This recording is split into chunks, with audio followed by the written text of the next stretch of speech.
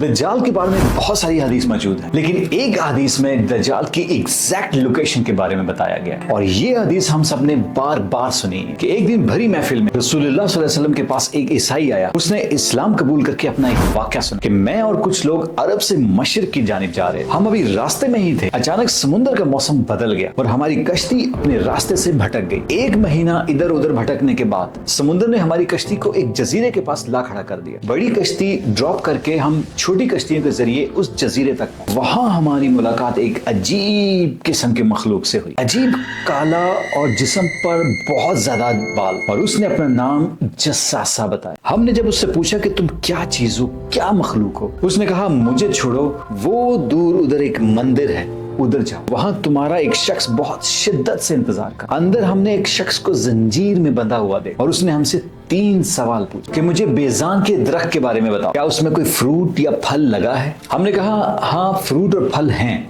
तो उसने कहा कि बहुत जल्द उसमें कुछ नहीं होगा। फिर उसने कहा कि मुझे लेक ऑफ तबरिया के बारे में बताओ, क्या उसमें पानी है या नहीं। हमने कहा उसमें बहुत पानी है। उसने कहा बहुत जल्द ये भी खुश हो जाएगा। और फिर उसने कहा कि मुझे उस उम्मी पैगंबर के बारे में बताओ, क्या किया है उसने अभी तक। हमने बताया कि वो मक्का से निकलकर मदीना में आबाद हो चुके हैं, क्या वाकई वो यस्रब से मदीना आ चुके हैं। और ये कहते ही उसने कहा कि अब मैं बताता हूँ कि मैं कौन, मैं हूँ दज्जाल और बहुत जल्द अपनी कैद से आजाद हो जाऊंगा और तमाम इलाकों में जाऊंगा सिवाय मदीना। रसूलुल्लाह सल्लल्लाहु अलैहि वसल्लम ने तमाम लोगों को मुखातिब करके कहा, ऐ लोगों, ये है यस्रब मदीना। कमी मकदारी जो कह रहा है मुझे उसमें सच्चाई नजर आ रही। याद रखो दज्जाल शाम के समुद्र में, ना यमन के समुद्र। अपने हाथ से मशरिक की तरफ इशारा करके कहा, दज्जाल मशरिक में, दज्जाल मशरिक में, दज्जाल मशरिक में। अब सिंपल सी बात है, एज वी नो मशरिक के बाद सफर में कश्ती एक जजीरे पे रुकी थी। तो चलो देखते हैं कि तमाम आइलैंड्स ईस्ट में जो मौजूद हैं वो कहाँ हैं। So let's find out all the islands in the east of Medina. Medina के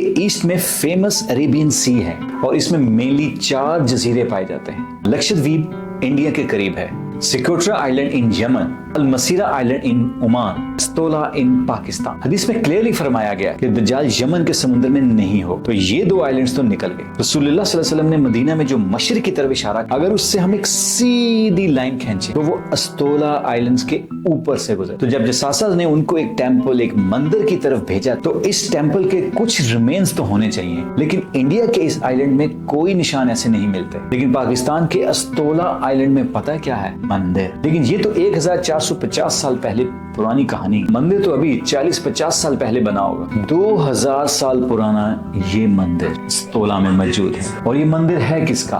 काली माता, हिंदुओं के सबसे खतरनाक और खौफनाक गॉडेस देवी, जो दिखने में बहुत खौफनाक और जिसके जिस्म पर भी बहुत ज्यादा बाल है। कुछ याद आया? जस्सासा।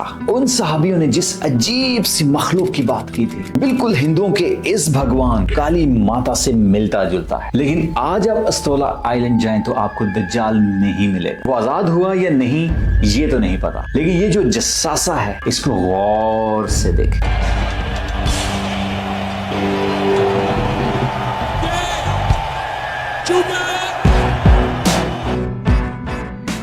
1970 के अमेरिकन म्यूजिक इंडस्ट्री के सबसे बड़े बैंड के रोलिंग स्टोन्स है, जिसने अपना ये लोगो हिंदू गॉडेस काली माता से इंस्पायर होकर रखा है। और ये लोगो पिछली सदी के सबसे मशहूर लोगों में से एक है। रोलिंग स्टोन का ये bend one of the greatest band था ऑल ओवर द वर्ल्ड, जो ग्रेटेस्ट ऑफ ऑल टाइम माना जाता है।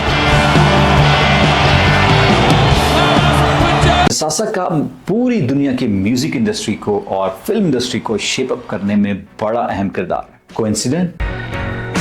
मे बी नॉट। सो दज्जाल पाकिस्तान में मौजूद है, आजाद है या नहीं है, इसके बारे में तो हम कुछ नहीं कह सकते, लेकिन इस स्टोरी के मुताबिक कुछ इशारे जरूर मिलते हैं। अगर आप इसी तरह की इंस्पायरिंग वीडियोस या स्टोरीज देखना चाहते हैं तो हमारे चैनल्स को सब्सक्राइब करें, हमारे बेल आइकन्स को जरूर दबाएं ताकि नई आने वाली वीडियो आप तक बर वक्त पहुंच सके।